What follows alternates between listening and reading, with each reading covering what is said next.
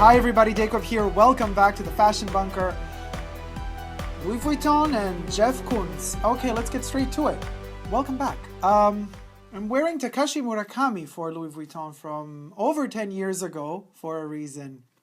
Let's begin with a quote from another artist, not Jeff Koons, but Damien Hirst, in regards to what he says about the Mona Lisa. Mona Lisa being one of Leonardo da Vinci's masterpieces depicted on one of these or on several of these bags and collaboration pieces that Jeff Koons has, shall we say, delivered? To not use another word that would be a bit more shameful for this channel to use, I guess, to the brand Louis Vuitton. So let's get straight to it, guys. What does Damien Hirst have to say? The artists have never been more important than today, or as important as today. When I first started, it seemed unbelievable. It was like a joke. Now it's true. The Mona Lisa is a very good example. Who makes more money? The Mona Lisa or the t-shirts, earrings, the cups, the postcards, and the pens, memory things, memorabilia with the Mona Lisa on them? If someone said, I should choose what I want as art, what would you choose? If you choose the Mona Lisa and hang her in your house, you wouldn't have anything else than people who come to see her and tell you, what the fuck is that? Who cares? They might sometimes like it, sometimes not. But you know what I mean? Nothing personal against the artist. But he, well, let's just say he comes to your house and says you could, stick the Mona Lisa up your butt. What he wants to say, the Mona Lisa is now up our butts. It's destroyed. As an image, it's destroyed. Of course, we have pop art, we have Andy Warhol, deconstructing art, creating artificial things, portraying famous people and Popeyezing them with splashes of color. And then we have the great artists from the past, including Leonardo da Vinci. And the Mona Lisa is so famous, but indeed, it's all about the rights. What would you choose? Would you choose to have the merchandising rights on the Mona Lisa? Or would you choose to have the Mona Lisa hanging in your house without the merchandising, without not just merchandising, but all royalties related to merchandising the Mona Lisa? What would you choose today? Think about that. Yeah, I mean, if you're in the Louvre and the Louvre kind of hyped the aspect of the Mona Lisa, you get money from entry tickets. But if you're having it at home, well, that's it. You won't profit from it. If you print it on pens and postcards and posters and books and diaries, then you start making the dinero. So, but I get it. And Damien Hirst says that as an image, the Mona Lisa is destroyed. Yes, it is destroyed. It's been destroyed since many decades already, and it's just getting worse and worse. Let's get now slowly into Jeff Koons.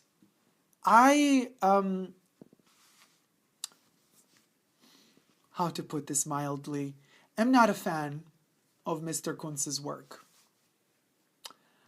I have read Cicciolina, and Cicciolina was together with Jeff Koons for a brief period of time. They even had a kid together. I read Cicciolina's autobiography. Literal translation would be For Love and Out of Necessity. Something like that would be the translation of her autobiography. It came out, I don't know, I think over 10 years ago. Very fascinating what that woman says. They had a kid together. Well, first of all, they met. And this allegedly, I mean, she was his muse for his art pieces back in the day, 80s, 90s. And so he made a couple of sculptures. I'm not so sure if he also made some photos, but sculptures of him in sexual poses with Cicciolina. Allegedly, I mean, she says that he enhanced his genitalia in that piece just to make him look more, macho-like and male.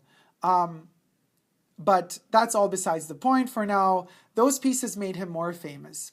Jeff Koons comes from a rich, rich family. As we all know today, in order to be a famous artist and to make it on the artist market or the art market, you gotta come from money. If you don't come from money, you either look hot, have something in your pants that some rich gallerist or critic wants, and then you kind of might make it as that rebellious James Dean sort of type that made it from nothing, from scratch.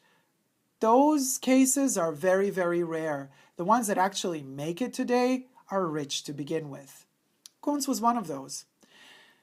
His mother hated Cicciolina for all of Cicciolina's past. We do know that she was a porn star, but she was also in the Italian parliament. As she writes in her autobiography, she was also forced to spy for the Hungarian government. So there was a lot happening. It's a very interesting biography. You should check it out if you ever get a chance. I don't know if it was translated all over the world in all languages, but anyway, I digress.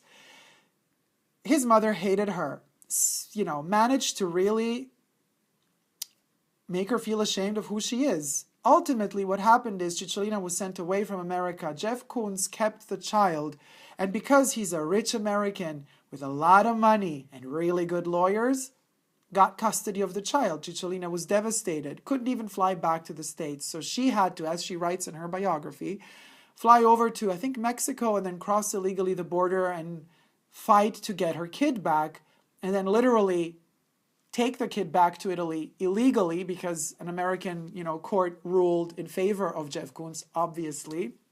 Not because he's deemed more fit as a father, but because of money. So she, thank God, got her kid back. A kid that, allegedly his mother never wanted, Jeff Koons' mother never wanted her to see again.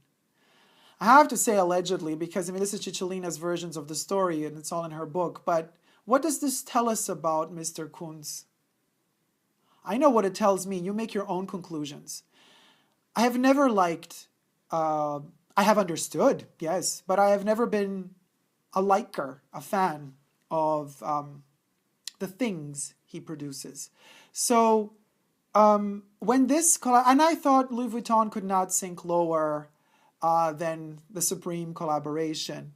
I was wrong. Louis Vuitton can sink lower. Now, I know that this is not just the Mona Lisa. There are other paintings from other master painters from the past depicted on their bags in this collaboration.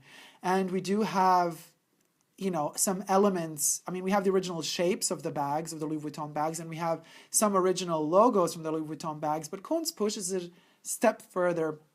With the Louis Vuitton font, he also, inscribes the LV on one side of the bag and the JK on the other side of the bag. He's elevating himself to the heights of Louis Vuitton, but at the same time, he's dragging Louis Vuitton down, in my personal opinion, to his level.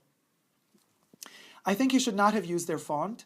I think he should not have been given permission to use their font. I think the whole collaboration should not have happened. And then not just that, I'm not going to show you these bags. You can Google them if you want to see them. I do not deem them even worthy of showing them because, they're just so ugly to see. They're appalling to watch, to see. So not just were these famous paintings perhaps slightly altered, I don't know, I didn't look into detail. Not just are they depicted one-to-one, but he goes further. He cuts them off. He uses them to make them fit the format of the bags.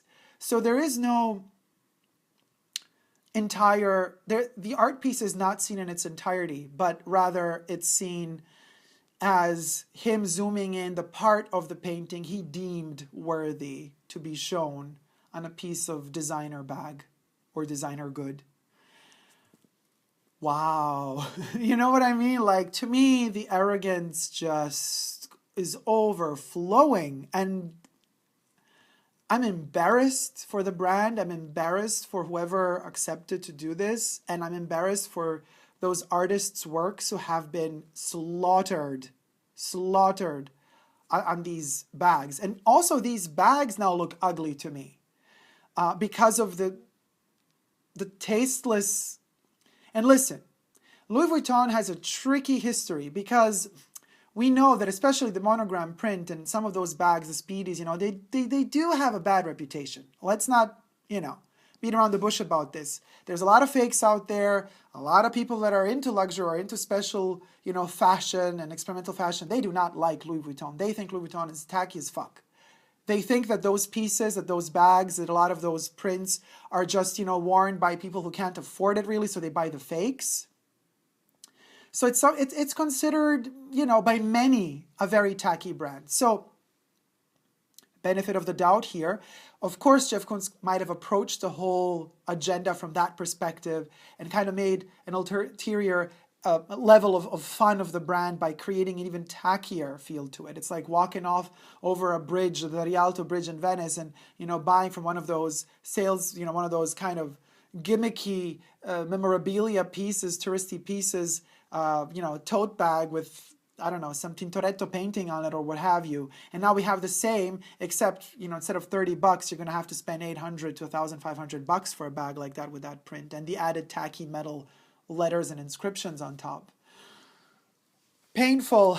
It was painful to wake up and see the photos. And, what is also super painful to me is to see the influencers and a lot of Instagrammers and such oh God.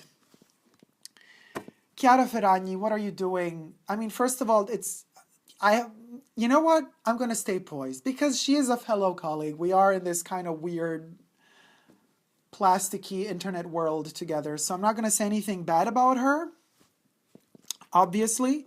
But